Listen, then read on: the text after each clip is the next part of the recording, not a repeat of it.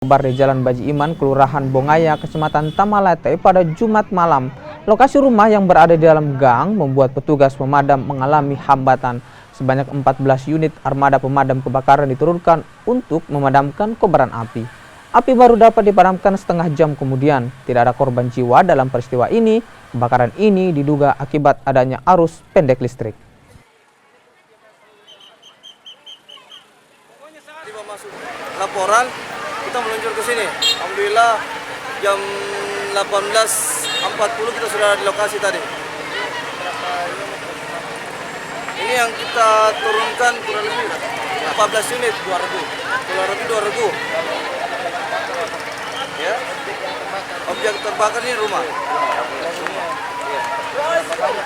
Ini kita belum tahu berapa banyak karena lama ini teman-teman di dalam masih dalam tahap pendinginan.